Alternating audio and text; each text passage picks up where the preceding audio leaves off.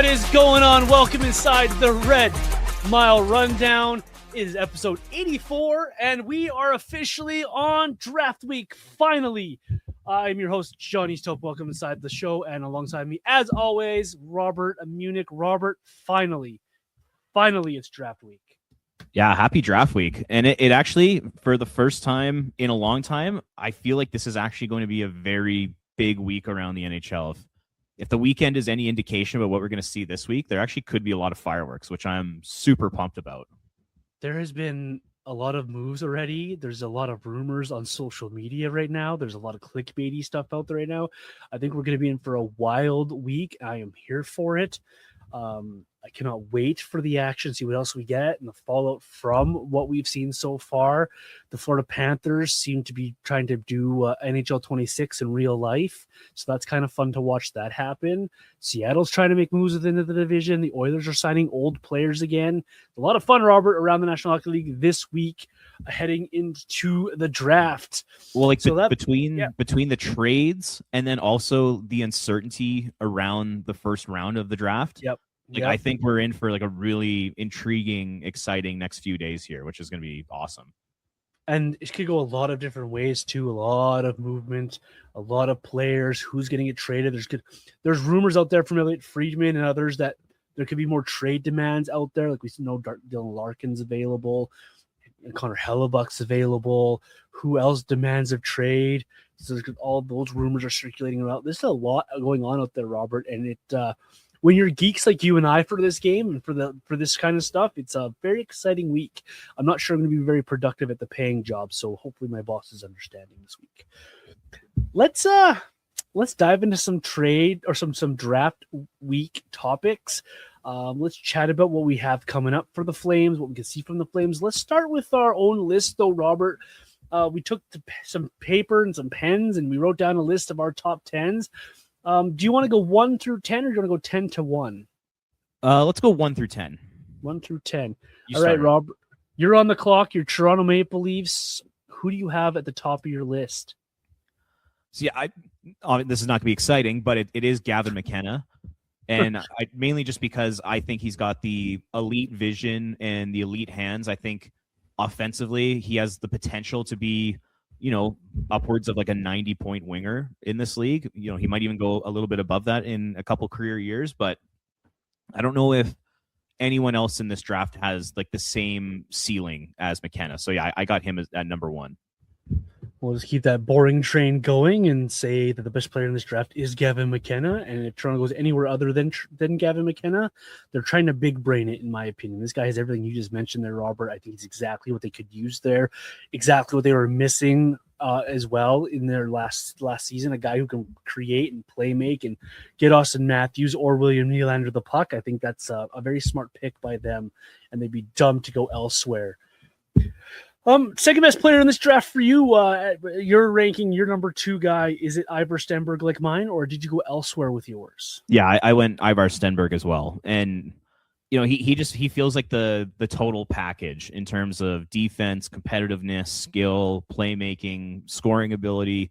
Feels like he's going to be anywhere between like a 60 to 75 point winger who's going to play really strong two-way hockey and sounds like a very valuable piece. I've heard some people kind of compare him to a guy like Jake Gensel, and I think any team that picks up a guy like Stenberg is going to be super, super happy.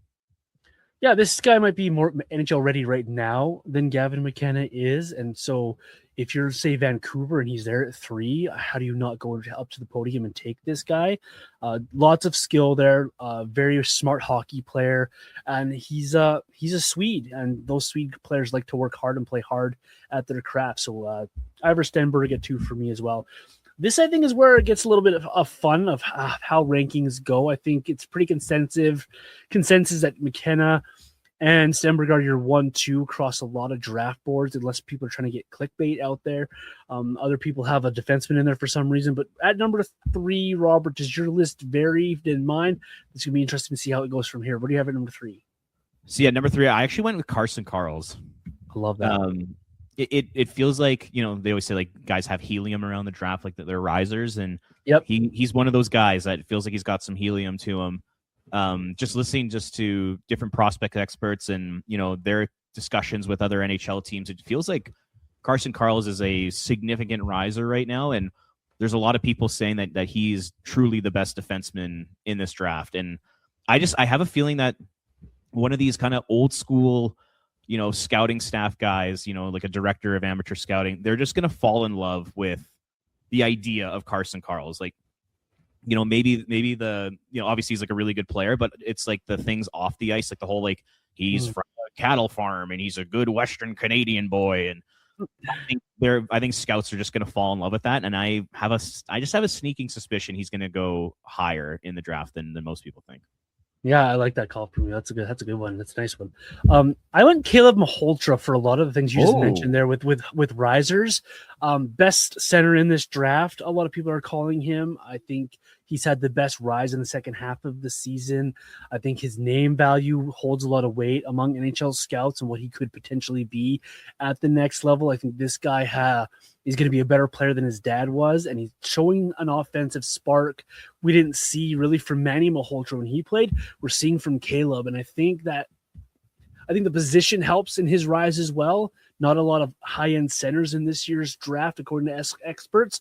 And so I got Caleb Malhotra in my number 3 hole, and I think that's a very smart hockey player that someone's going to be very, very happy with. And in a small part of me hopes that people screw this up and he falls to the Flames at 6, but I don't think that's going to happen. But I got Caleb Malhotra in the 3 spot. At number 4, where are you headed with number 4? Are you staying defenseman? Do you got Caleb Malhotra sneaking in there? What do you got at 4? No, I got Chase Reed. Yep. And just like watching highlights of him, you can tell he's a very dynamic player, and he's one of those guys who's a bit of a late bloomer. And if this is what he is as a late bloomer, like right now at age 18, like I'm really excited to see what he can be 19, 20, 21 years old, and just how good he can potentially be. So yeah, I got Chase Reed at 4. I think the thing that separated him between the thing that separated Karls and Reed on my list was just, I feel like Karls, he put up more points than Reed did at a similar level. And it just feels like Karls has a more well-rounded game. Like, he's got the physicality to him. He plays, pretty strong defense. I don't know if Reed's in like the same boat and kind of the same category there, but I feel like they have similar offensive upside. So I kind of gave the edge to Karls at 3, but yeah, I got Chase Reed at 4. I'll do my 4-5 real quick here back to back, because I kind of went with the 2 guys you've already mentioned. I got Reed at 4, and then I got Karls at 5. And for the same reasons you just listed off, these guys for me are neck and neck, and you can flip-flop them any order in the draft. It's, what do you prefer, left shot, right shot? Do you want a little bit more offense in Reed versus a little bit more two-way game in Karls? Where do you prefer? But these 2 guys are just 2 incredible hockey players, and I don't think that scouts will be disappointed in taking either of these guys. So if you're picking at 4 and it's either one of these 2 guys, you're happily taking either one of them. So for me, I've got Reed at 4, and then I got Karls at 5. So where do you got at 5 there, Robert? Then? So I got Vigo Bjork. He's the number 1 center on my list. I feel like the ceiling might be a little bit higher than Malhotra. The thing that kind of worries me about Malhotra just a little bit, like, I think he's going to be an NHL player, no doubt. Yeah. But he's basically kind of gone from obscurity.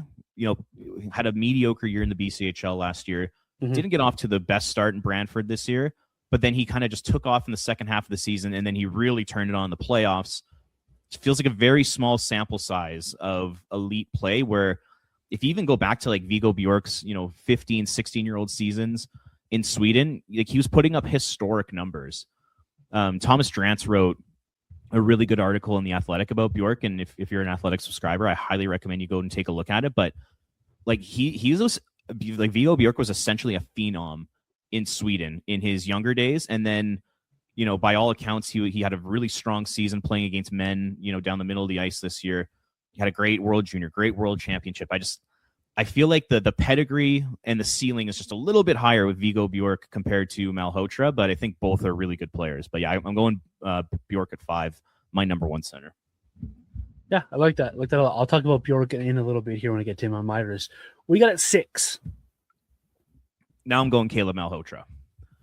And I see Malhotra as he has the potential to be a really strong two-way centerman. The guy I'm kind of looking at is a Bo Horvat type of player. Good size, good skater, powerful guy, could be a good two-way player, but doesn't necessarily. He's not necessarily like your typical number one center. I could see him being like a 55 to 65 point center, plays strong two-way minutes, can PK, can play in the power play, just kind of that jack of all trades guy. And that could be incredibly valuable for any team. So yeah, I got him at my number 6. Yeah, I like that a lot. Caleb Malholtra, I think that's a hell of a player, and I think he's going to go a lot higher than anybody thinks for us. I think Vancouver's still very much on the table for him. For my number 6, I'm gonna read a tweet from Cam Robertson. If you don't follow him, he's part of Elite Prospects, does a lot of good scouting. So at number 6, I've got the guy who I think the pendulum keeps swinging back and forth on, Keaton Verhoff. He says the discourse around Keaton Verhoff has swung hard this season. At one point, he was probably getting a little bit too much hype, and now it feels like the pendulum has swung too far the other direction. So I've seen him as high as 2 on lists, and I've seen him as low as 14 on someone's list. I think this is a hockey player that some are sleeping on. I think people are paying too much attention to this, just the beginning of his season in North Dakota. They're not watching the whole thing and how it ended and how he finished that season. I think they're taking out of consideration what he did in the WHL before moving to NCAA and challenging himself. I like a player who tries to challenge himself and tries to better himself as a hockey player. In his draft year, we saw it with Gavin McKenna. Keaton Verhoff did the same thing, and I think that he's still a very good hockey player. One of the younger players in the draft as well, maybe a little bit more raw for some people, but for me, Keaton Verhoff seems like a very good bet to take, and I'm a big fan of betting on skill, and that's what Keaton Verhoff brings to the table. So at number 6, I have Keaton Verhoff. I like it, and yeah, I really have this gut feeling that's what's going to happen. I think the Flames are going to end up taking him, which I'd be totally fine with. But the whole Jerome McGinley coached him. He lived with Jerome. He's friends with Reshny. He's a big right shot D. Like there's a lot of things that are kind of pointing the Flames in the direction of Keaton Verhoff right now. So I could see that happening. But no, that's a good breakdown of him. He's definitely, I think, the player that's rise and falls a lot more than a lot of these other guys have. Like, it's just wild, the swings that this guy's gotten in draft rankings across the board. Number 7, where are you headed there with number 7 on your list? So yeah, I've been high on Daxon Rudolph. I think I'm higher on Rudolph than a lot of people are. So I got him at number 7. I love the size, the poise with the puck, the skill, the puck movement. There's a little bit of physicality to his game too. I think he's the complete package of a player. I think his offensive ceiling's a little bit higher than Verhoff, so that's why I have him one spot ahead. But yeah, I'll go Daxon Rudolph 7, and then my number 8 is Keaton Verhoff. And basically everything you said about him is I feel the exact same way. So yeah, that's kind of my 7-8 right now. Love it very much. 7, that's where you find Vigo Bork on my list. I'm gonna be that guy, and I'm not the size conversation, the other conversation. I don't know if I've watched enough of him to say that he's an absolute center in the National Hockey League. He definitely can be. We've seen it happen. Guys like Logan Stainkoven has shown you can have smaller centers and they can work. Does he project at a center or a winger? For me, that does affect his draft stock. If he's a surefire, no doubt top center, I think I'd have him a little higher on my list. But that conversation of is he a center or is he a winger does still remain for me personally. Again, I don't watch him a ton, only going on based on what I'm reading, what I'm seeing on social media as well. So I do love the player though, and I think that if he gets picked anywhere in that top 10, that team's going to have a tremendous hockey player with a ton of skill and a ton of opportunity for him to be a top 6 and potentially a top center in the National Hockey League. This guy has a lot of hockey sense, and I think that's his biggest asset to go along with what he can do on the ice with his stick. And then at number 8, I have your boy. I have Rudolph there. I am higher on him as well. Not as high as you are, but higher on him than a lot of people are. I think this guy, he's almost to the level of the Carrolls and the Reed conversation. This guy does a lot of work, and if you don't watch the Western Hockey League and don't watch Prince Albert games, you don't appreciate what he actually brings to the table. He's like a quiet leader for that group as well. He just goes and he does a lot of things really well, and he's a very steady defenseman. So I've got him at my 8 spot. And then I'll go to pick 9. So pick 9 for me is Wyatt Cullen Love it. Just that by all accounts, the U.S. development team this year, probably one of the worst in the program's history, and yet he was still a guy that was over a point per game, led that program in points. Like I think he was kind of one of the shining stars of that program, and he just continues to get bigger and bigger. Like I don't know if he's done growing. I think he started the year. It was either this year or the beginning of last season. He was like 5'9", 140 pounds. We're talking like kind of Johnny Gaudreau size at the time.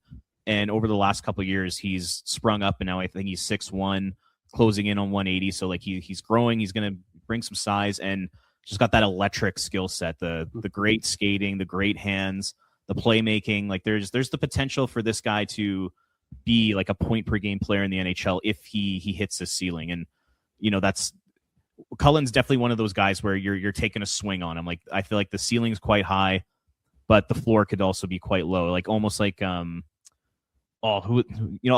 get back to my comparison. It was like a New York Islanders guy, Oliver Wahlstrom. Does that ring a bell? Yeah. He feels like an Oliver Wahlstrom kind of guy, where it's like in junior he was incredible, or even like you could say like Cole Yzerman. Just guys that could score goals, that could play kind of that high end hockey. But if they don't make it, then like they're not even going to play in the NHL. But if they kind of hit their ceiling, they could be really good players in the league. So I think he's kind of one of those guys. But yeah, he's my number 9. I have him there too, and for a lot of things you just mentioned there, I just think this guy's probably my biggest riser in the draft from guys that I've read upon and watched the clips for. I think his game is there. I think if he can find the mark, like you mentioned there, Robert, this guy could be a pretty good NHL player for somebody. He really feels like a Winnipeg Jet type of player if they pick at number 8 or somewhere in there. He also feels like a guy that could slip down to 11 there around the St. Louis type of pick. I like this player a lot, and I'm hoping he hits a stride, because if he can do in the National Hockey League some of the things he's doing at the development team level, I think he'll be a special player for someone. Let's round out our top 10 of our list. I'll go first on this one. I've got a guy that I don't think is getting enough love, and he's, for a lot of people, the biggest bust of the draft already before he's even been picked, all because he made a move mid-season and things didn't go perfect for this guy. I have Tynan Lawrence still in my top 10. I think a centerman, decent size. He's got good skill. And if you go back over the history of him before he moved to the NCAA, this guy just destroys the competition at his age level, and challenging himself in the NCAA against bigger, tougher competition didn't go as planned for him, I'm sure. I don't mind the call to do it, but when he plays against his peers, he absolutely destroys them, and I think he has a lot of untapped skill there. So for me, Tynan Lawrence is my number 10. And then mine is Albert Smith's. It just feels like he is guaranteed to be an NHL player. The question just becomes, what's the ceiling? What's the floor? I could see this guy being kind of like a number 2 defenseman, playing top pairing minutes, being kind of a defensive shutdown guy. He's big, he's rangy, he's got a little bit of skill to him. I could see him being that top pairing defenseman. I could also see him kind of being like a number 4 or number 5, where he's just very steady, almost like a Kevin Ball kind of player. Mm-hmm. Really good defensively, good stick, makes smart plays, but he's not going to be a game changer. So I think I got him at number 10, mainly just because of, like I said, I feel like he's essentially guaranteed to be an NHL player, and I think it's a very safe pick for a team to make. He feels like a Nashville Predator at 10, doesn't he? Yeah, I could totally see that. Like they got that, history of taking defensemen, pretty high up in their drafts, and had pretty, a lot of success with that. So yeah, I could see Nashville there for sure. Yeah, interesting. I like that list. I like that a lot. I like Smith as well. If I were to keep going on my list, I'd probably have him at that 11 or 12 spot. I think he is probably the most NHL-ready defenseman on the board early in this draft, and I think that'll help propel him to be picked early in this draft, because a team like a Predators or a Winnipeg Jets, teams that are trying to get back into the playoffs, might just take a swing on this guy because he is pretty much NHL ready now. Good frame, good body, good skill set. So I like that from you to round out your 10 yeah, spot there. I think you are bang on with that. We're about to do like a little mock draft here, like just a quick top 10 mock draft. And, basically what you just said, like I have Smits going pretty high because of the fact that he can play in the NHL next year. And I think a lot of hockey teams out there, they're going to put a lot of stock into that. So yeah, I think that's a really good shout out by you. We did a mock 3 episodes ago, and I got the even numbers. You got the odd numbers. We're going to flip it this time around. We're going to kind of talk about what we think this top 10 is going to go like. Is there a surprise? Is there a trade in the works here? Does some team like Ottawa trade out of the top 10? Does Winnipeg make a move? Do the Flames move up? Those type of things, Robert. It's pretty easy to start off this mock draft in this top 10 by talking about Gavin McKenna. We've already done that. We both think he's going to be a Toronto Maple Leaf. It's hard to think anyone else goes there other than Gavin McKenna, but I do want to pose something to you about the number 1 pick. The guy in charge there with John Chayka is Matt Sundin. He is a Swede. Any chance that you think that Ivar Stenberg squeezes in there over Gavin McKenna based on the fact of Swede on Swede? Well, yeah, and Sundin was at the World Championships watching him, pretty closely too. So, yeah, it's an interesting question. Just based off the information that we've been told so far, like it does sound like the Leafs have essentially told McKenna that they're going to take him. So I don't see Stenberg going number 1 just because of what we've heard. But had that information not become public and it was kind of a secret as to who they were going to take, I could have totally seen a world where the Maple Leafs could have taken Stenberg because of the fact that, it seems like he's more pro ready right now than McKenna. Like it feels like Stenberg's first 3 or 4 years in the league might be a little more productive than Gavin's, but then once Gavin becomes a man and gets that kind of man strength and all that kind of stuff, I think he'll leapfrog Stenberg in terms of production and all that kind of stuff. But yeah, I think those two are very close. And if Toronto did end up taking Stenberg, I actually think it would be a really good pick. I don't think you could go wrong with either player. But I think it's a really fair question. It would throw the draft off from the get-go, right? If they took Stenberg over McKenna, based on how people are doing this list, where it's pretty easy. You go around all these mock drafts, and it's McKenna, and then it's Reed, and then it's do the Canucks take Malhotra or Stenberg type of mock drafts you see all over the place. I still see them. New ones coming out today. They are the exact same way. And it's just quite an interesting conversation to have, and I just want to throw that all on the podcast. Just have a different conversation, because just saying Gavin McKenna goes 1 is pretty vanilla, even though I think that's what's going to happen. So we'll have McKenna go 1 on our list. Let's have that conversation at 2, Robert. At 2, where do you think San Jose goes here? So I think that, okay, so I've been really thinking about this a lot lately, and I'd be curious to get your opinion on it. All we hear from draft experts and all we hear from the draft community is that, you have to take the best player available. Like that's always like the number 1 strategy. Yet when we look at all these mock drafts and we listen to conversations from people in the industry, they're all saying San Jose's got to go with a defenseman. They got to go with need. So like it just begs the question, what's the right strategy here for San Jose? Because if it's best player available, I think it's clearly Ivar Stenberg that they take.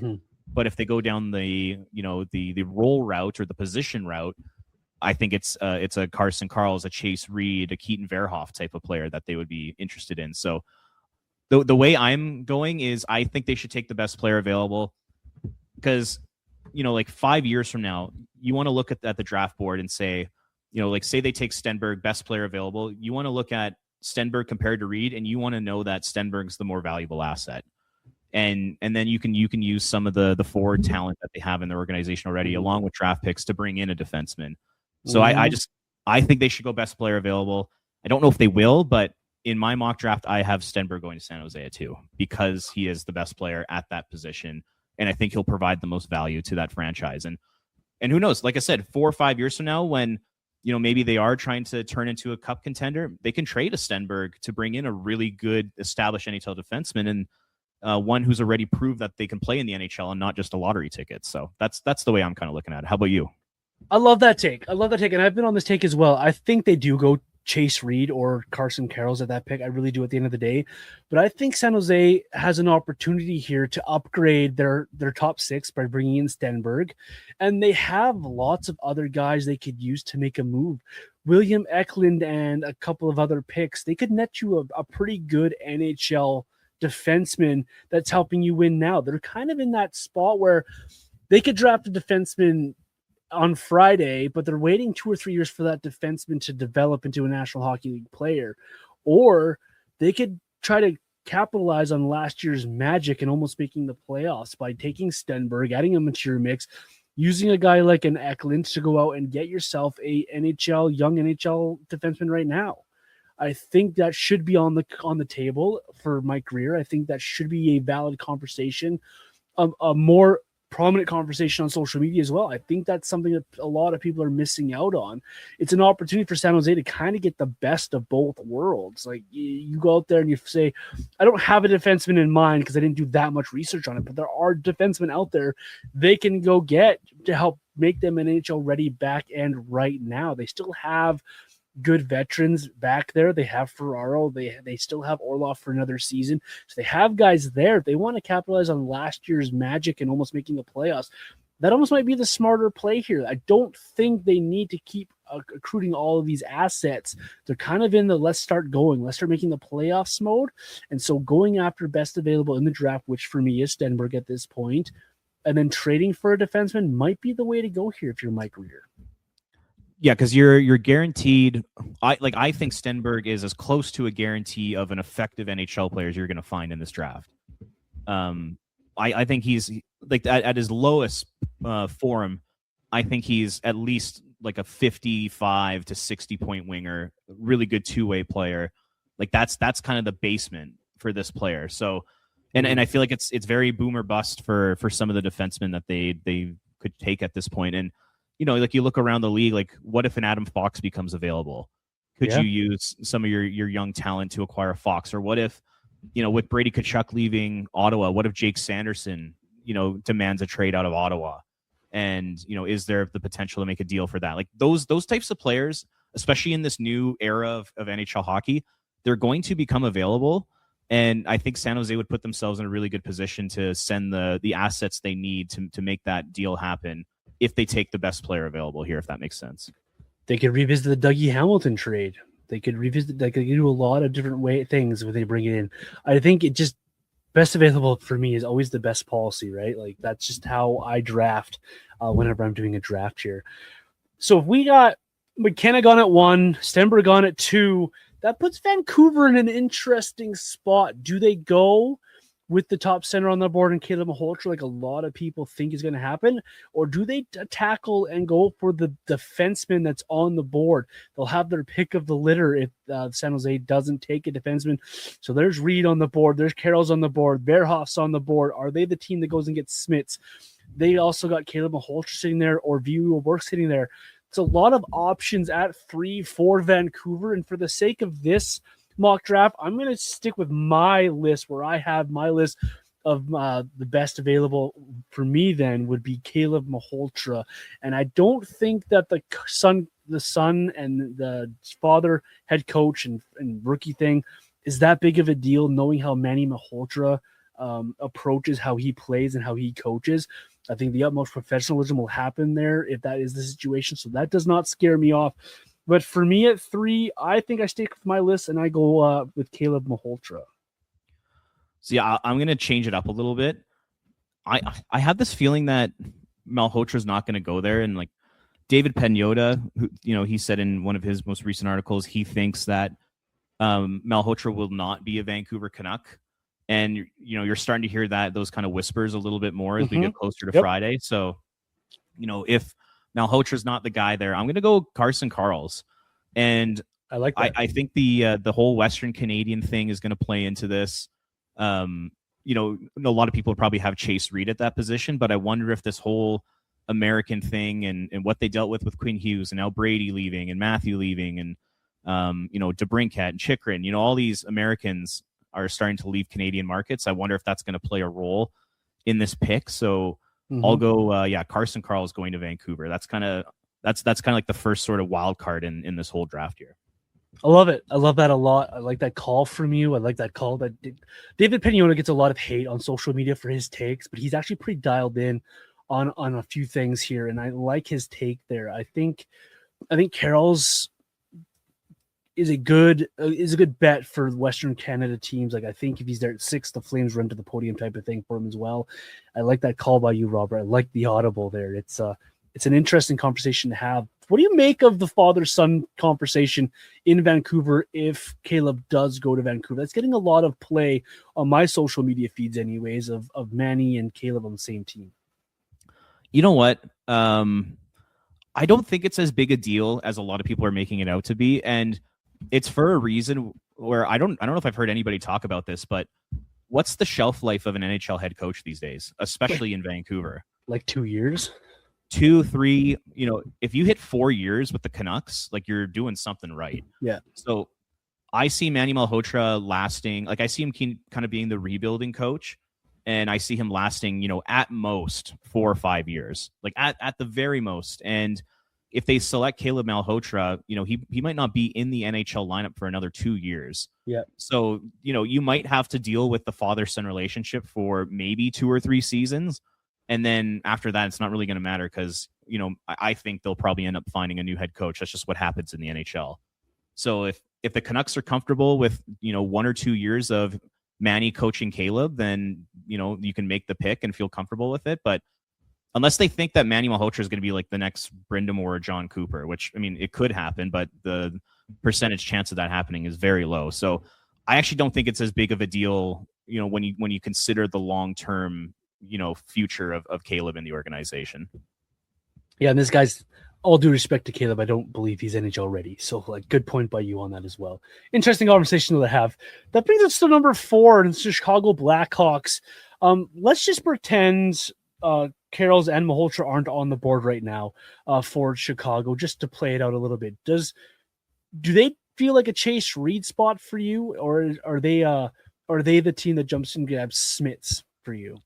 That's it. Bang on. I'm going bold here, and I think Chicago shocks the draft and they pull, a Detroit with Moritz Seider from 2019, where they take a guy who's ranked, anywhere from 9 to 14, and they go big and they swing on him higher up in the draft. And yeah, I'll go Chicago.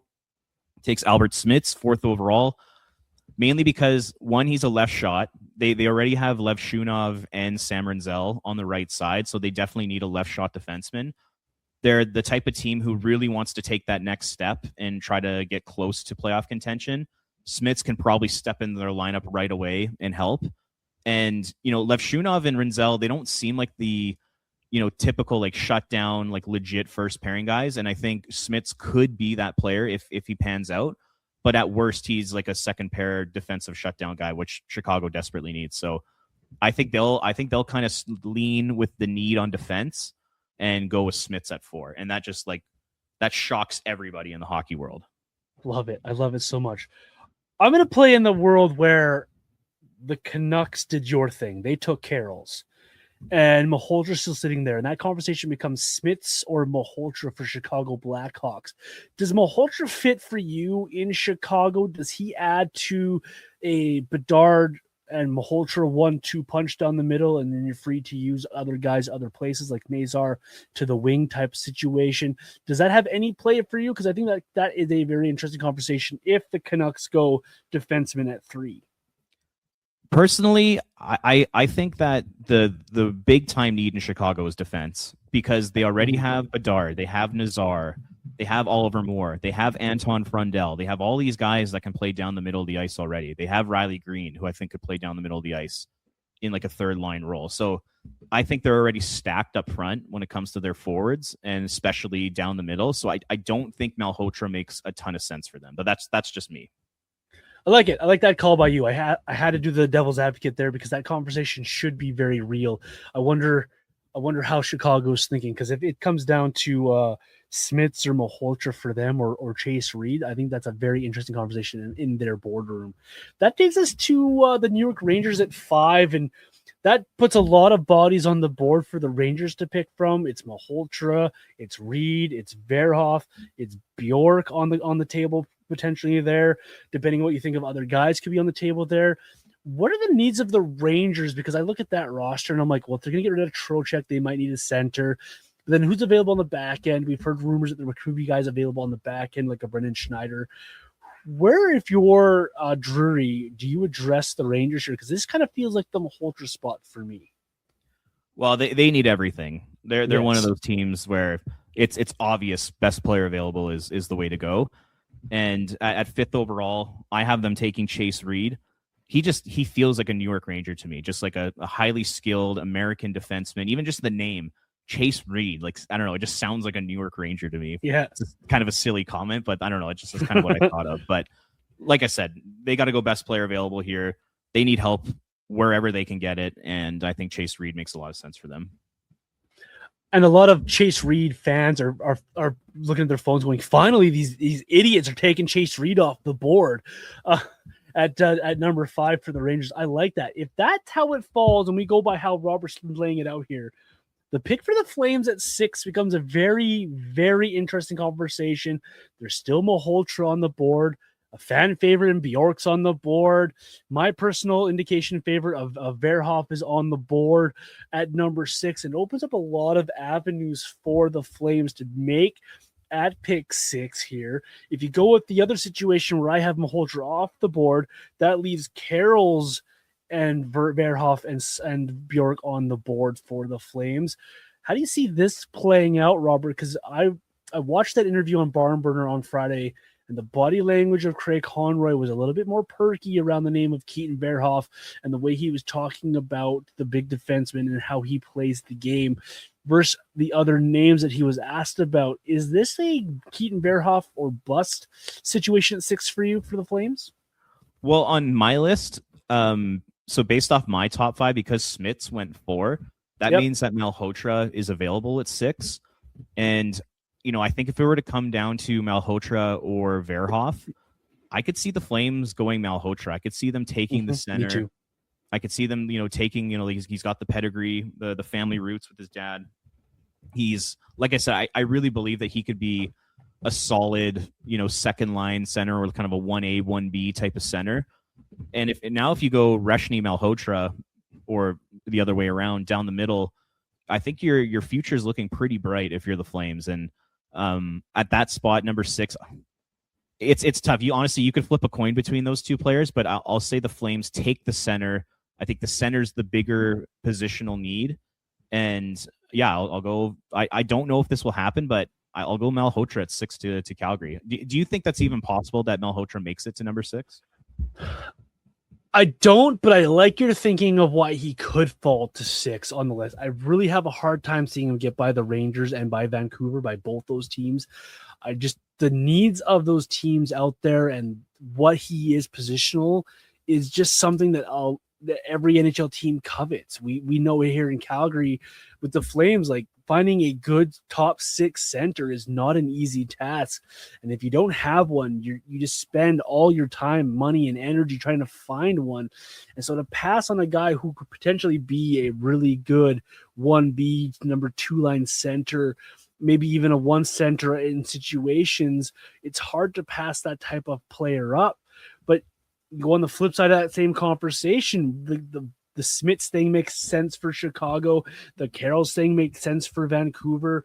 And all those situations, they do make sense. And so it's really, what does a team value more versus what they have in their system? And in Calgary, when you're talking center or defenseman, they've got guys on the back end. They've got Brestevich and Perek, and we've seen the emergence of Kuznetsov, and Kevin Ball is steady. White Cloud's still around. Does a center, if he's available, he does make a ton more sense for the Flames and for the positional needs. And if any organization out there knows what it's like to go without good centers, just ask Jerome McGinley what his career was like playing. No disrespect to Damon Lakehouse, Craig Conroy, and those guys, but there's a far cry from having a good top 6 center and having a no doubt guy that could be your number 1 guy. So interesting conversation. I don't think he does get to 6, but if he does, I would absolutely love if the Flames took him at 6, because I think, based on all my reading and understanding, it really looks like a Keaton Verhoff or bust situation, unless a wrinkle like this is thrown in the Flames' lap. Yeah, I could just see that. I feel like it's guaranteed that it will be McKenna, Stenberg, Reed, and Carrolls. I could see those 4 going in the top 5 in whatever order you see happening. And then I think it can get a little crazy there, whether it's Malhotra, whether it's a team like Smits, or they like Verhoff, or even Bjork. I've seen some prospect analysts have Bjork in their top 5. So I just think at that 5 spot between 5 to 10, I could see it just going a whole bunch of different ways.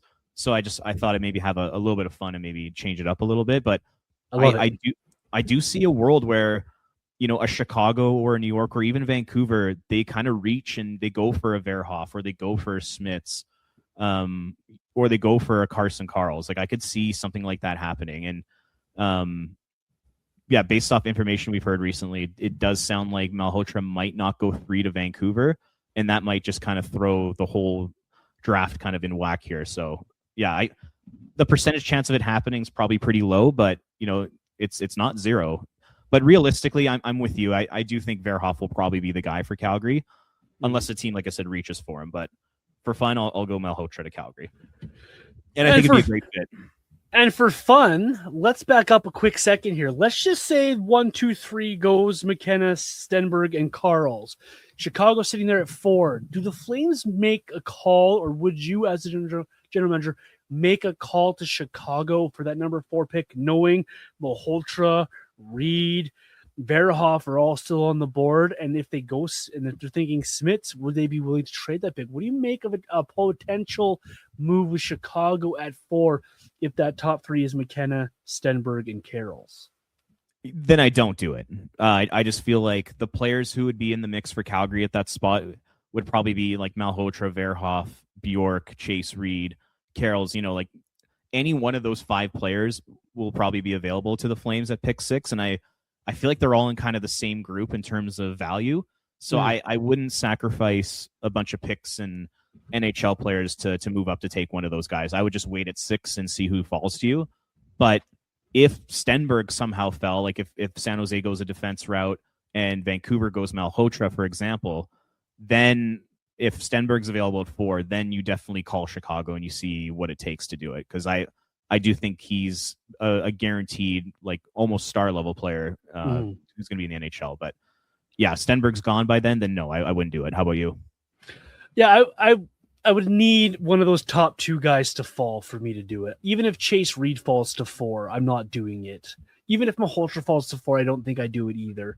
It's got to be one of those top 2 guys for me to move up, because you just mentioned it there. You list off the next guys, the Malhotra, Carroll's, Verhoff, that group of players there. One of them is bound to fall to you, and you've got to like your chances of getting a very good NHL player at that point, because I don't think there's a ton of difference between getting Malhotra versus getting a Carlson Carroll's at 6 or a Verhoff at 6. Different positions, obviously, but other than that, it doesn't move the needle for me. I would need McKenna or Stenberg to drop to 4 for me to do that. So just a little bit of fun in there. And I think these next 3 picks all have the potential to be just that, Robert, to be wild cards, to be trade chips, to be potentially moved, depending what Seattle wants to do at 7, Winnipeg at 8, and of course Ottawa at 9 after the Brady Tkachuk trade. I don't think they're picking that pick. I think that's being traded for an NHLer. But let's back to up to 7 here. Is Seattle for you a trade chip? Do they feel like a team to trade out there, or do they have is there a player there that you think nails what the Kraken are after? Yeah, if there's a star level player who's under contract and who's actually willing to go to Seattle, then I would definitely shop the pick if I were them. That's going to be tough to do though. I mean, finding a player that meets all that criteria. Yeah. So if they do end up keeping the pick at 7th, I think Keaton Verhoff, like on my list, makes a lot of sense for them. They've picked a lot of forwards in the first round, whether it's Beniers, Wright, Berkeley Catton, Jake O'Brien. Like they picked high forwards quite a bit, and I think it's time that they need to add to that defense group. So a guy like Verhoff, who might be available at that spot, I think makes a lot of sense for Seattle there. I think it's time for Seattle to be bold as well, in my opinion. Yeah, I know they're trying to shop. Ever. I think they're trying to shop away Shane Wright as well. I think if you can use 7 and Shane Wright in different trades or the same trade and go make a splash somewhere, I think it would behoove the Kraken to do something like that. That market is quickly going to start fading on the Kraken with rumors of the NBA going back and the Seahawks just winning a championship. The Mariners are always a big ticket in Seattle. They've got to do something to kind of ignite that fan base a little bit more, because they've been pretty mediocre other than that one lucky series they had against the Avalanche in the playoffs a few years ago. They've been a pretty mediocre franchise that haven't done a lot. They've been pretty plain Jane. Ron Francis did not do a great job running that team, and I think Botterill needs to step up here and do something for the Kraken. If they stay in pick at 7, I won't be surprised either because that's been the Seattle Kraken way of doing things. I do like Verhoff for them. I also think Viggo Bork is a guy that fits what they're trying to do there, and he could be a sneaky player there as well. And then I wonder if that's also, and I know you're high on this guy, I wonder if a Daxton Rudolph tickles their fancy at all as well at the number 7 spot.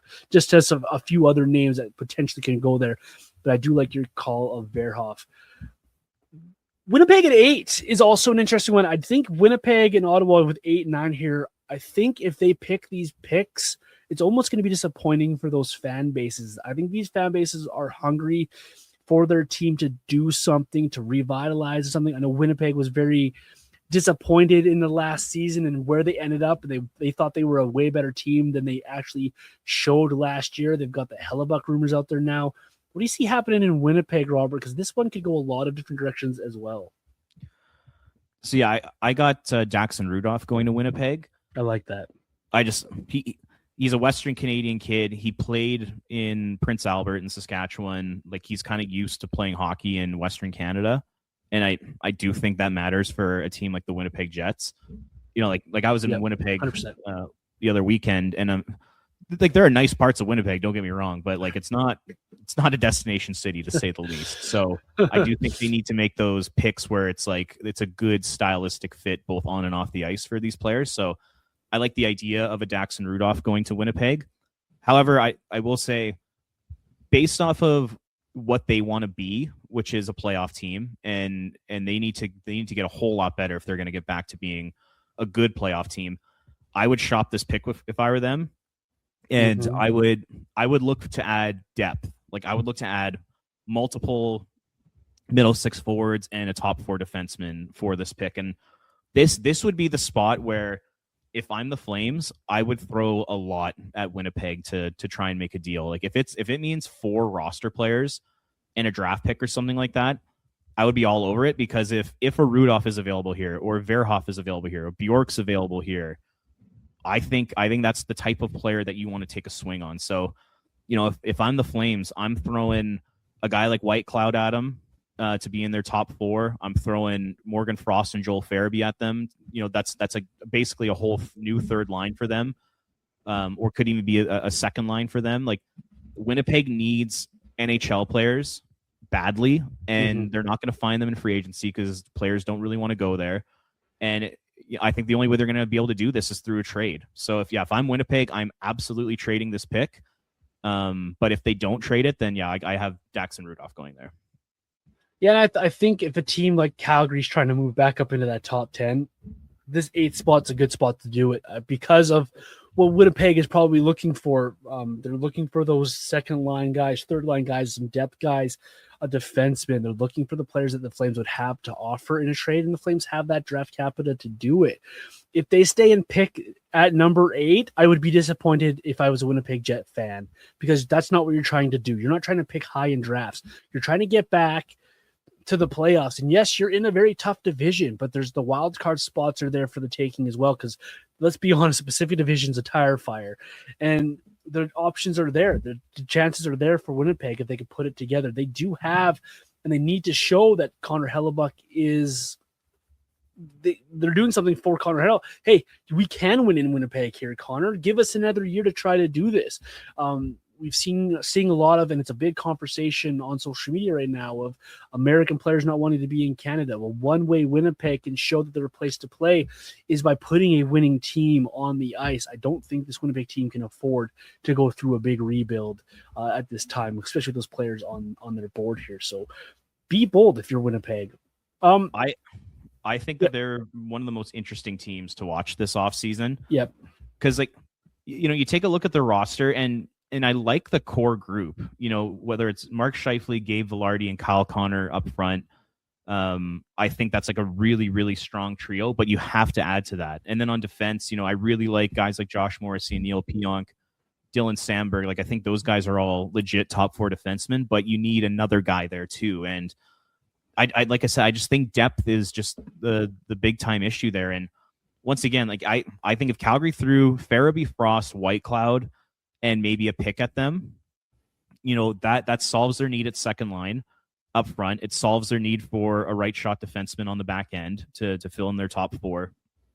all of a sudden, and then, Winnipeg goes out and makes another trade. All of a sudden, like, they've completely changed their team. And I think they're right back in the mix for, being probably a wild card team. I don't know if they can get to the top 3 spots in their division, but all of a sudden, I just think that, like, changes the whole course of your team there. And it's like you said, it's time for them to be bold. We were talking about how Seattle needs to be bold. Winnipeg needs to be bold here, big time, and take advantage of this contention window with Connor, Scheifele, Morrissey, Velarde, like those guys. So yeah, I think that type of deal makes so much sense for the Jets here. And after that pick at number 8, they don't have another pick till 71 in the draft. So if they're going to do something, it's got to be with that pick. It's got to be with pick 8. Move it around, find some pieces. I know we'll keep giving the Flames example because we're a Flame podcast, and that would be perfect for the Flames to get pick 6 and 8. That'd be awesome here in Calgary. But for Winnipeg, they've got to do something here. They got to show these guys that they're going to put a winning team on the ice. A team that's very similar in that spot is Ottawa. They took the steps forward. They made the playoffs. They got manhandled by Carolina, but they made the playoffs, and they started showing the promise that a lot of people thought the Senators were going to be. And then they were hit with this Brady Tkachuk trade out of Ottawa here. Pick 9. Do you even see Ottawa stepping to the podium to pick at pick 9? Or is this no doubt being moved for a veteran NHLer for me? Because that's what it looks like for me. This is going to turn into an NHL player of some sort rather than a draft pick for Ottawa. I think somebody else is picking at number 9. That's not going to be the Senators. I don't know who that player is for Ottawa. But there's no doubt that Steve Staios has to do something here at 9 for Ottawa. I agree. I think they would be crazy to hold on to this pick. I think they should do everything in their power to move it for a legit top-line winger. The guy that comes to mind for me is someone like a Jordan Kyrou. The Blues are, we were talking about it today over text. Yep. Like, what the hell are the Blues doing? Yeah. So maybe take advantage of them and say, if you want to get off Kyrou's contract, like, we'll give you pick 9 and maybe something else. And then the Blues, then all of a sudden they have 4 first-round picks here. Can they maybe move up and take a difference maker? Like, all of a sudden it opens up doors for the Blues. It opens up, a guy who can probably put up anywhere between 65 to 80 points to the Senators to replace the production of Brady.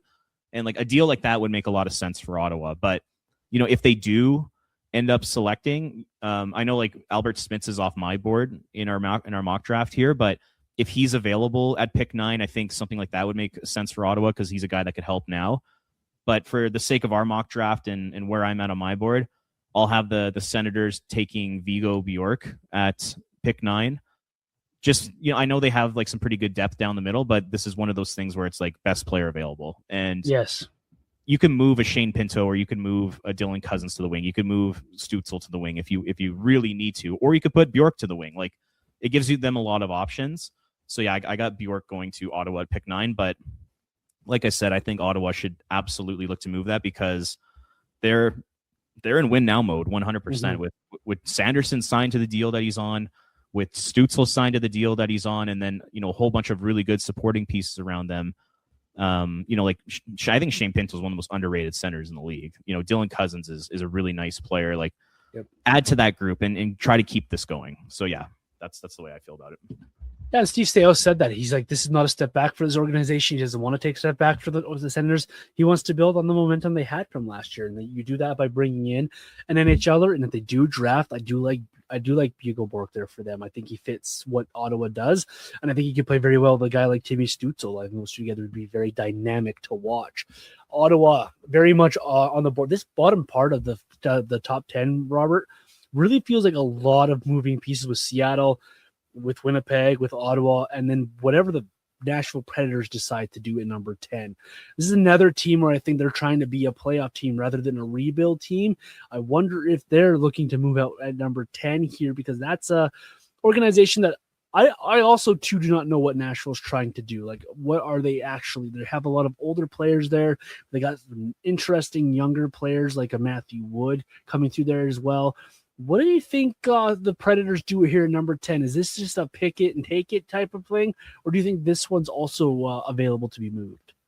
I agree with you. Like, I have no idea what the Predators are doing. And pick a direction. Now that McFarland's there as their GM, maybe they will pick a direction. And I don't know if the Ross Colton trade is a sign that they're going to try and go for it this year. maybe it is, and maybe they do look to trade it. But if they don't trade that pick, and we're sticking with our mock draft here, I have them taking Tynan Lawrence at number 10.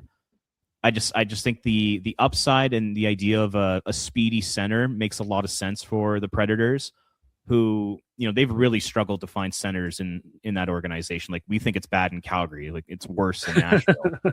So yeah, I think they need to take a swing on the center with some upside, and I think pick 10 would be a good spot for them to do it. But wouldn't surprise me if they tried to trade that pick too, because yeah, them in St. Louis. There's a couple other teams they're just totally directionless right now, and I have no idea what they're doing.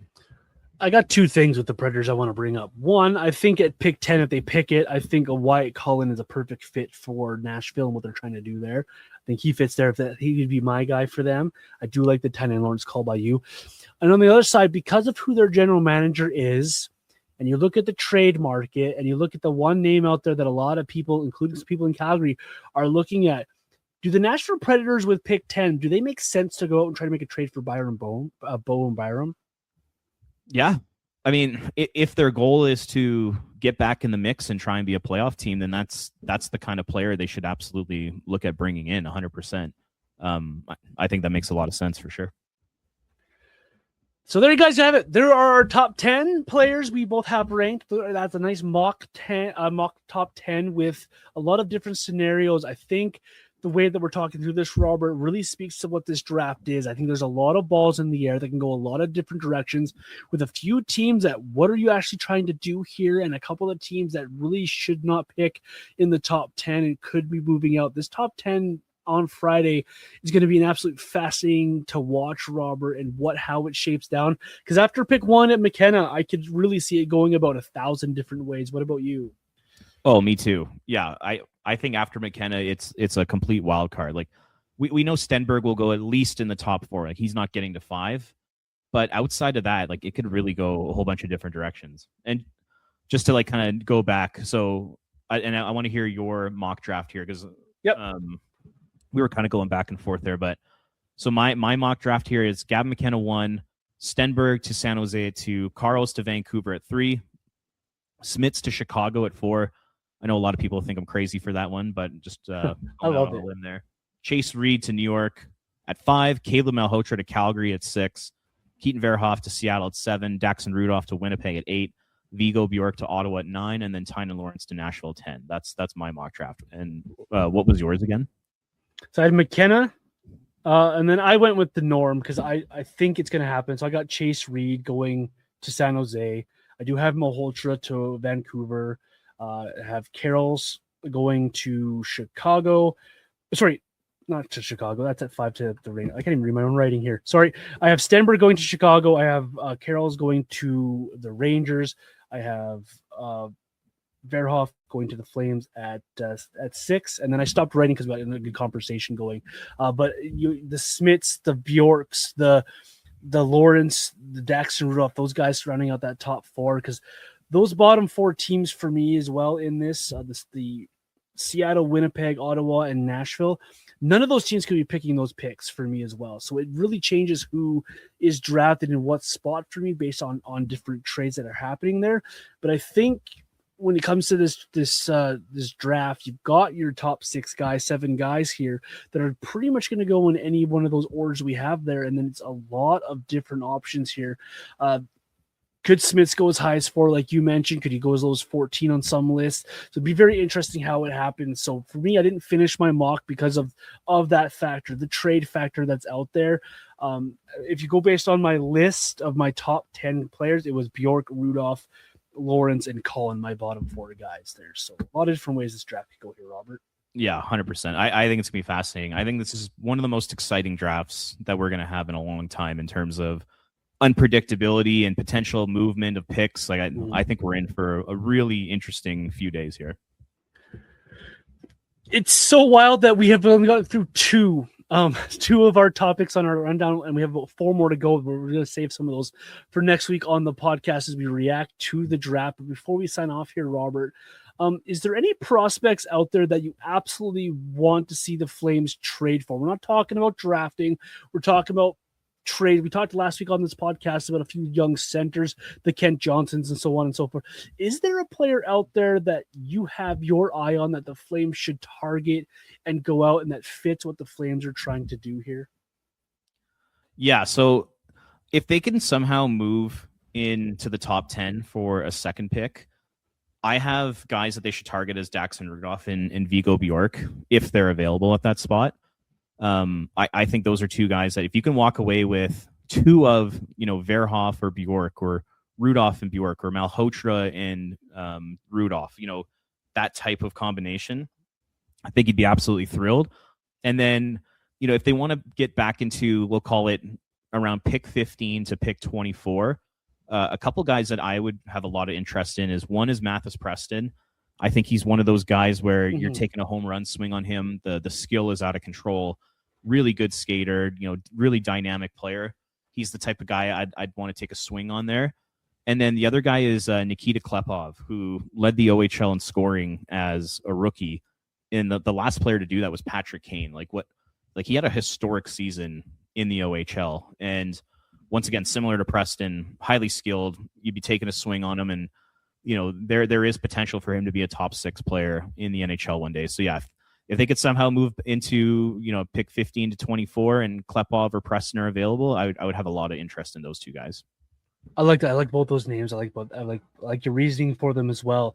I have a guy that I find no one's talking about. I've heard one conversation in the sporting world about this guy, and that's JP Hurlburt. He played for Kamloops this year in the WHL. He is an American guy, so it's going to turn some people off based on the landscape of the NHL right now, but a young player who I think fits in that 15 to 20 range of the draft, and a guy that you could play and count on his skill just to figure out the NHL at his pace here, because I think he had a really good season in Kamloops where he really blossomed as a player, and he's committed now to college for next year. And I think that's a good route for him to take in his development. And it's going to probably be a 2 or 3 year process for him to get to the next level. But JP Hurlburt for me is an interesting prospect. And I think the way that he approached the game in Kamloops and the growth he showed there for the Blazers really makes him an interesting selection in the draft for the Flames here.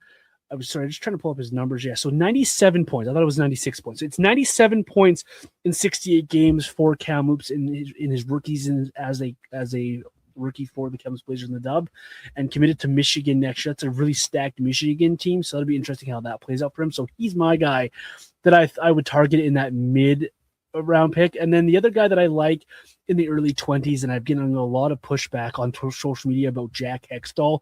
He doesn't play top 6. He doesn't do this. He's just a power play guy. Well, you're not going to find a no-doubt number 1 stud at pick 30 if you are the Flames. You're going to find yourself a player that you hope can turn into a National Hockey League player. And I think Jack Hextall fits the Craig Conroy mold of a center. He does shoot right. He's good on the power play, good offensive skill, good IQ. And I think that he could fit in what the Flames are trying to build, especially down the middle. And hey, at the end of the day, if he becomes a right winger rather than a center, I think that also is a win for the Flames based on what they need in their organization. So those are two names that I have in the same area there, Robert. I like those names too. And the thing I like about Hextall is he does feel like a guy that has a high floor. Even if he doesn't pan out to be like your top 6 offensive center, he has the potential to be that kind of third line shutdown center. He's your next Backlund. Yeah, exactly. I think that's a good comparison. So yeah, I like those picks. I had a guy on social media who's like, that's not going to happen. The Flames aren't going to drop that. And he goes off on the reasonings of those exact reasons. Well, he's only a bottom 6 guy. I'm like, last time I checked, you have 4 lines in the National Hockey League as well. And so you do need players that can play in that bottom 6, in that third line role. You do need penalty killers. You do need power play guys. So I think Jack Hextall is a very versatile player, and his role in the National Hockey League will need to be a defined role, but I think he'll be a very good player for someone in the National Hockey League, and I would be a big fan if the Flames took him around that 23, 24 mark if they can move up there. Where am I? My rundown here, Robert. A lot of draft talk, a lot of talking about getting prospects, a lot of talking about maybe moving back up into the draft. But outside of the draft itself, Robert, how busy of a week do we expect the Flames to have here, especially trade-wise. There's a lot of rumors out there. I'm sure they're getting calls on Zach Whitecloud again. I'm sure the Blake Coleman conversations are being had. Probably Morgan Frost conversations we had. What's Connor Zary for the Flames' future in his Flames' future here? How busy are you expecting this week to be Flames-wise on the trade market? Because I think the way that we've been talking about this Flames team and the moves and what Connor's been doing, I think we could be in for a busy, rumored week for the Flames. I don't know if we're going to get a lot of deals, but I think we're going to have a busy week here. So I'm a little conflicted on this because it feels like a lot of teams are going to go out big game hunting, and the Flames they just don't have the pieces to be part of that. They don't have the Jason. But Sharon Govich. Oh God. Don't even get me started here. Hey, if they could somehow move off Sharon Govich, I'll go to the Saddle Dome and I'll bow to Craig Conroy, and I'll praise Craig Conroy if he can get rid of that contract. We're gonna stream that live if that happens.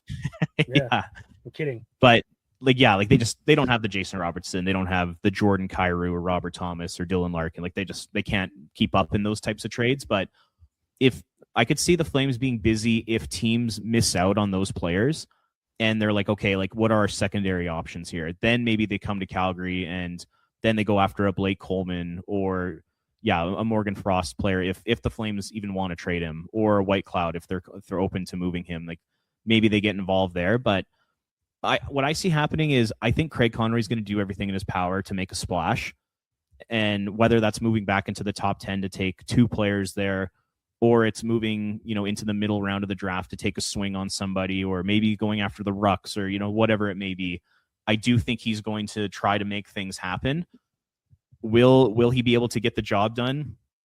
I don't know, just because of, like I said, the Flames just don't have the high-end elite pieces to move right now.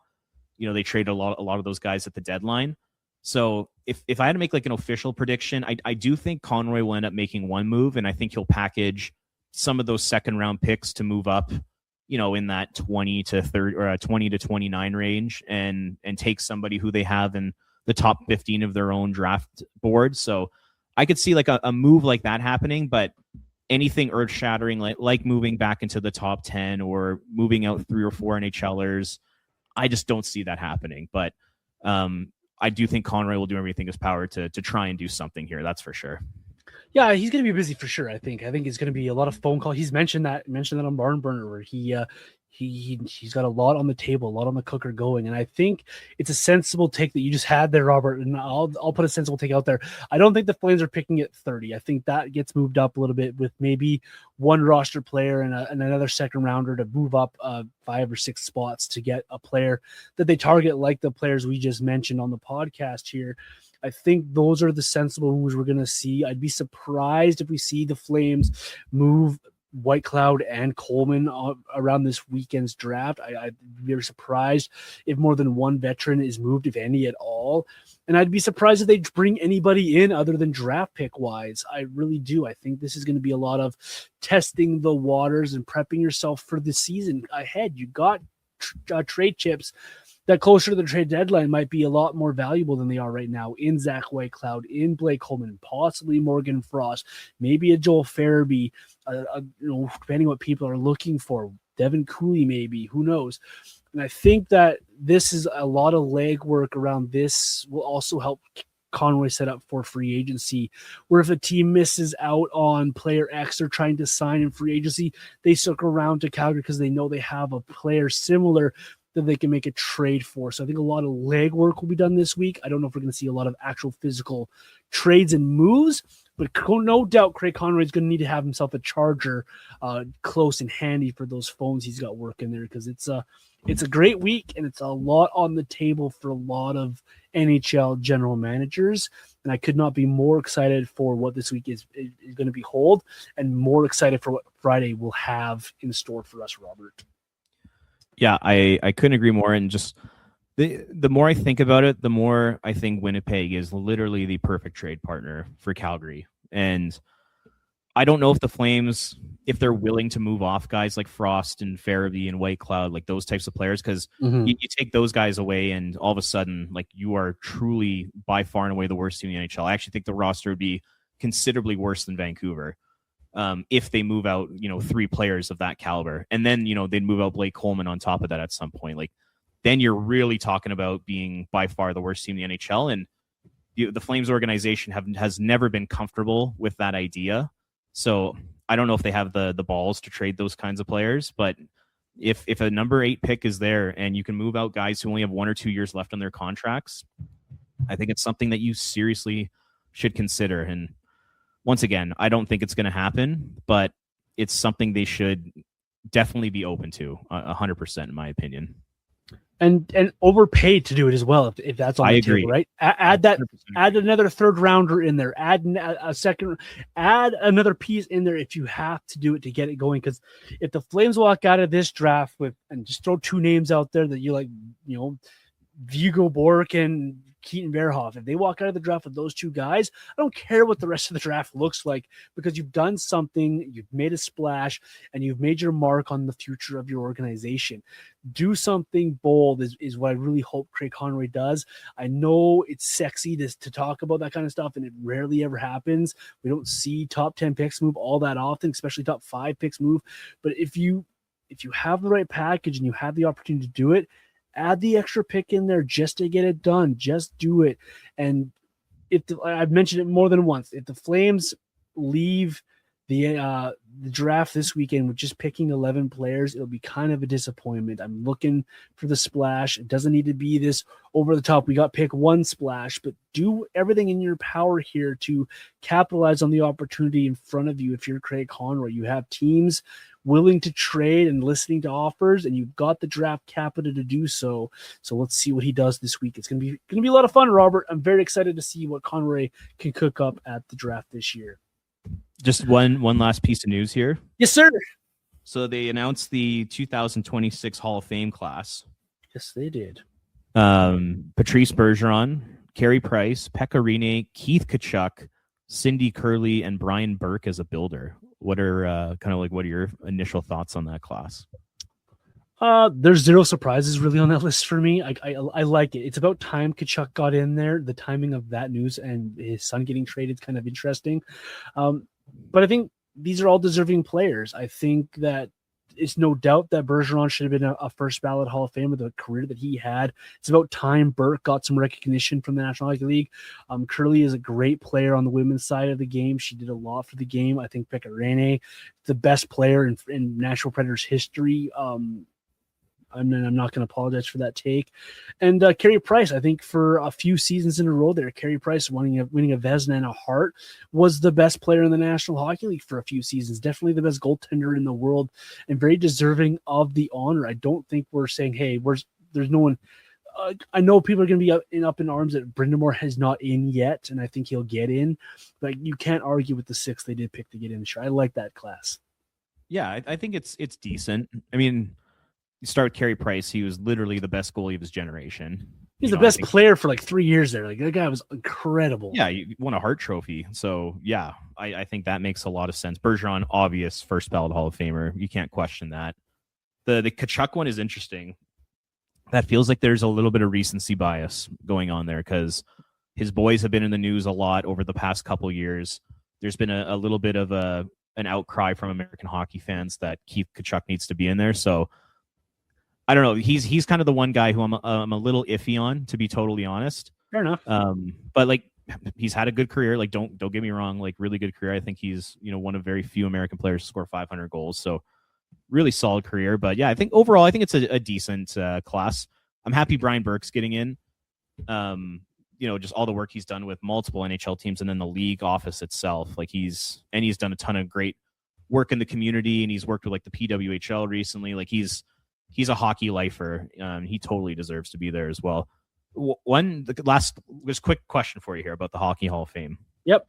One guy who I think's kind of got looked over a little bit recently is Ryan Getzlaf. Do you think Ryan Getzlaf should be a Hockey Hall of Famer?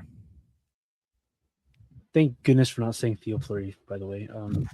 We don't need to spark that conversation on the podcast. Ryan Getzlaf. What? My question about Ryan Getzlaf, and I'm looking it up as we talk here.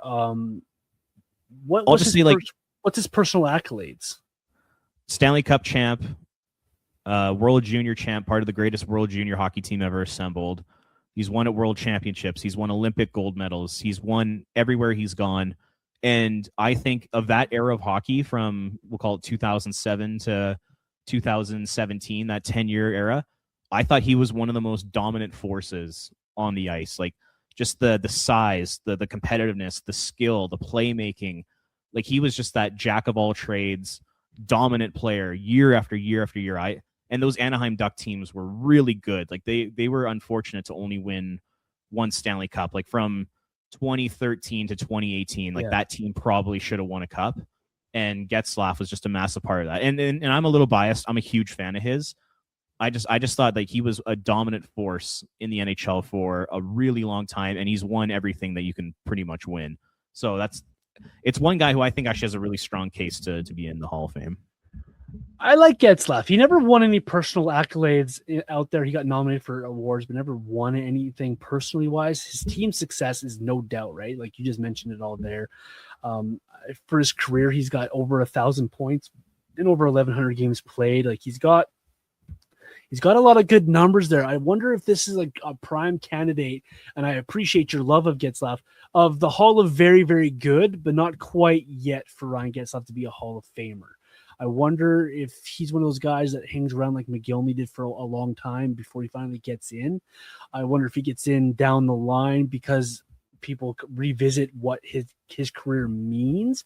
But I think with the amount of guys retiring lately that had better careers, maybe more longevity careers and higher accolade careers, like a Patrice Bergeron, are just getting him kind of overlooked because they had better careers. I like Getzlaf a lot. And if he was in the Hall of Fame, I wouldn't be surprised. And if he doesn't make it, I, again, wouldn't be surprised. I think he's a really good hockey player. And for a lot of years, he was part of that curse of the Flames going into the Honda Center and, just getting their butts waxed. And he was a big reason for why he dominated every Flame centerman that went through there for like 15 years. So good hockey player. Deserves to have his number retired for sure. And I'm glad it's retired in Calgary too for the Hitman. Great hockey player. Great hockey player. That Robert, that's a long episode, and we appreciate the listeners sticking with us through this episode. A lot of draft talk. We're very excited for draft weekend, and I'll ask the question like I always do. Anything else you want to bring up on the podcast, or where can the folks find you and what's coming up from you on Flames Nation? No, man, just really excited for this week, and all the stuff that we talked about today. I hope a lot of it does come to fruition, whether it's Conroy gets back in the top 10 for 2 picks, or can he pull off a blockbuster and somehow move up to 2 and get Stenberg? It's going to be really, really exciting. And the one thing I'll just kind of finish off with is if they do end up making every single pick, I do think that'll be a little disappointing. Yes. I think they should absolutely take advantage of all this draft capital. I think it would be a bit of a swing and a miss if Conroy just ended up holding on to all these pieces. So, yeah, fingers crossed that something happens, and hopefully come next Monday, we're going to have a lot to talk about. Or hopefully we have to pull off like an emergency pod. That would also be a ton of fun too. Let's hope Craig Conroy does something here. Come on, Connie, let's go. Because I live under a rock and I didn't see this till now, about 4 hours ago, North Dakota Hockey announced that they're getting the Ruck brothers. Just thought that would be interesting. Yeah, not for this upcoming season, but the following season after that. So it's a very interesting move for them. So they'll play Mezenhat for a season and then go to Nodak after that. So pretty interesting there. The Ruck brothers announced that this week. Interesting. That'll do it on the pod this week. We appreciate you guys for making us a part of your podcast rotations. Hopefully we hear from us this week because something fun happened for the Flames and we just couldn't bear ourselves to wait another week. If not, we'll see you next Monday when we have reaction from the draft. Enjoy the week. It's going to be a fun one. There's going to be tons of rumors, and I'll do the service announcement here, Robert. Please double check where you're getting your sources from and for those fake accounts, because Frank Saravelli is not going to give you good trade offers. Just not going to happen. Enjoy the week, folks. We'll see you next week here on the Red Mile Rundown, and go Flames.